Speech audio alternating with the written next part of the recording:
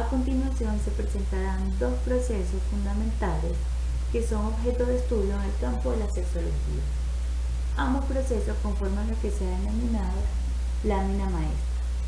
El primer proceso es el proceso del desarrollo del sexo. El siguiente es el proceso de la función sexual.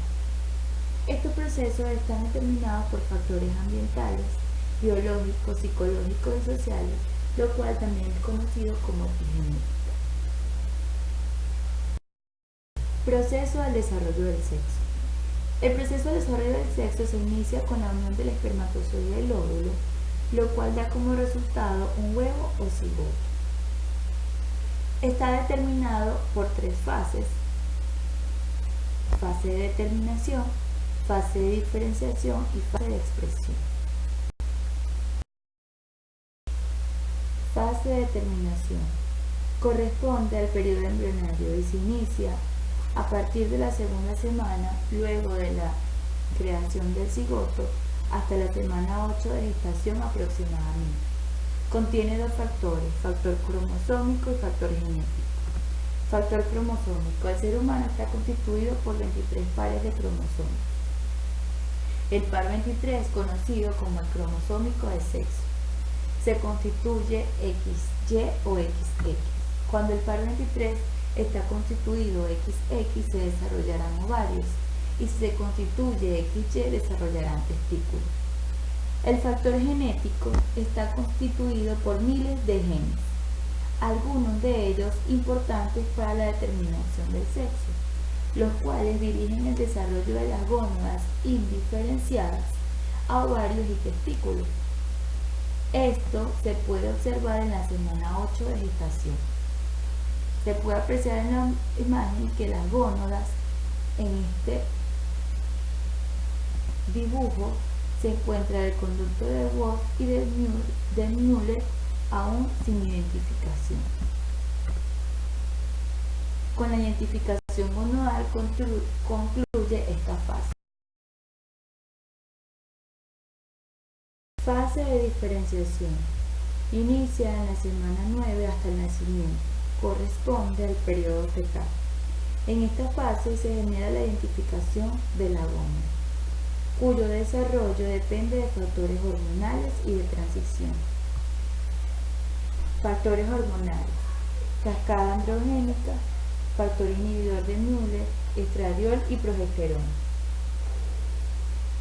Dichas sustancias provocan la diferenciación anatómica genital. Las células de Leydig presentes en la gónada testicular liberan testosterona. Una parte de esta testosterona actuará sobre el tubérculo genital, provocando la formación del pene, el escroto, rafe y uretra. El resto de la testosterona activará el desarrollo del conducto de Wolff, formándose el epidídimo, los conductos deferentes, las vesículas seminales y la próstata. Las células presentes en la gónada ovárica secretarán estradiol y progesterona. Estas células actuarán sobre el tubérculo genital, provocando la formación del clítoris, labios mayores y menores, el tercio inferior de la vagina y el rafe. Sobre el conducto de Müller, provocando la formación de las trompas de falopio, el útero y el tercio superior de la vagina.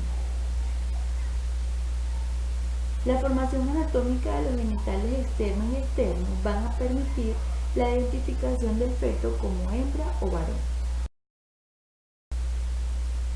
Fase de expresión. Inicia desde el momento del nacimiento y culmina cuando dejamos de existir. Hay una identificación fisiológica como varón o hembra al momento del nacimiento. Posteriormente existen las interacciones de factores fisiológicos propios del individuo y su medio sociocultural. Luego es sometido a un proceso de civilización donde va a adquirir aprendizaje de conceptos, valores y conductas, y finalmente va a construir su identidad. En esta fase, igual que las anteriores, los factores ambientales, biológicos, psicológicos y sociales son determinantes. A lo largo del proceso de desarrollo del sexo es importante resaltar que el cerebro se está formando en cada una de las fases, e inclusive después del nacimiento. Pero con respecto al proceso del desarrollo del sexo se ha establecido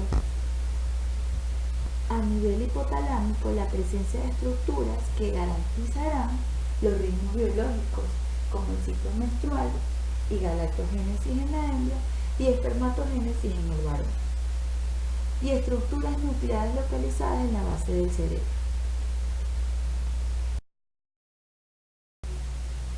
Proceso de la función sexual. La función sexual es la actividad propia del sexo y es producto de un proceso que se inicia cuando se pone en funcionamiento la unidad situación-estímulo sexual y la fase de respuesta sexual. La fase situación-estímulo sexual es la acción de situar cualquier cambio en el ambiente, externo o interno de un organismo, con el fin de provocar la ejecución de una actividad de carácter sexual.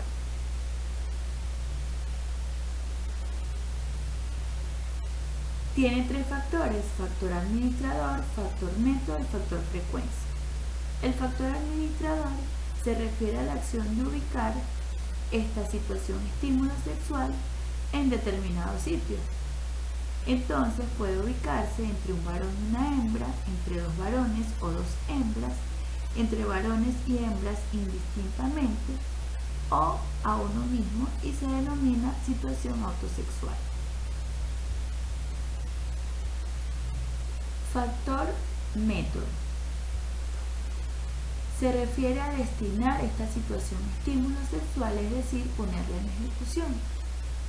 Para ponerla en ejecución la situación estímulo sexual existen diversas formas de estimulación. Se pueden estimular los órganos de los sentidos y el pensamiento a través de fantasías o de la memoria. Factor frecuencia. Se refiere a cuántas veces en un periodo determinado la persona activa su situación estímulo sexual. Por lo tanto, encontraremos tres tipos de frecuencia. Frecuencia alta, cuando la unidad de tiempo de activación de esta situación estímulo sexual es diaria, cada 2, 3 o 4 días. Frecuencia media, cuando se activa la unidad cada 5, 6, 7, 8 o 9 días. Y va a ser frecuencia alta cuando la unidad es activada cada 10, 11, 12 o 13 o 14 días. Esta frecuencia de funcionamiento anteriormente era llamada deseo, líbido, entre otras.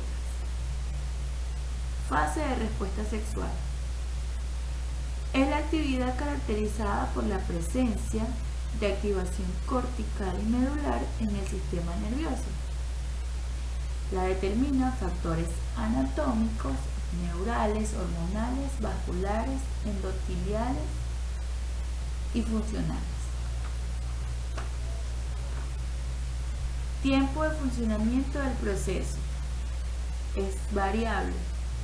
Entonces se entiende como el tiempo de funcionamiento sexual el intervalo que transcurre entre la fase de estímulo sexual y hasta que concluye la respuesta sexual.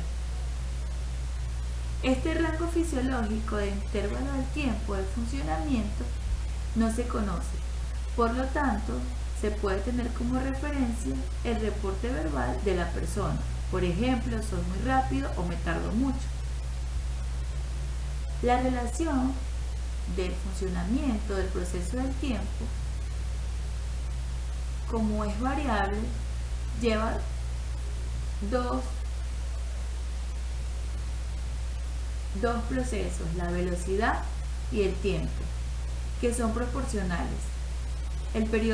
Por lo tanto, si el periodo de tiempo es corto, la velocidad va a ser rápida, y si el periodo de tiempo es largo, la velocidad debe ser lenta, lo cual explica y valida el reporte verbal de la persona.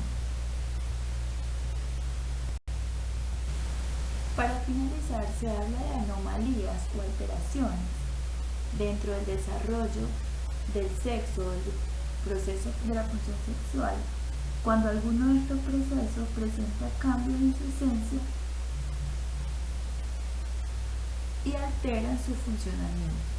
Eso podríamos llamarlo patologías del proceso del desarrollo del sexo o patologías del proceso de unidad, situación, estímulo sexual y respuesta sexual.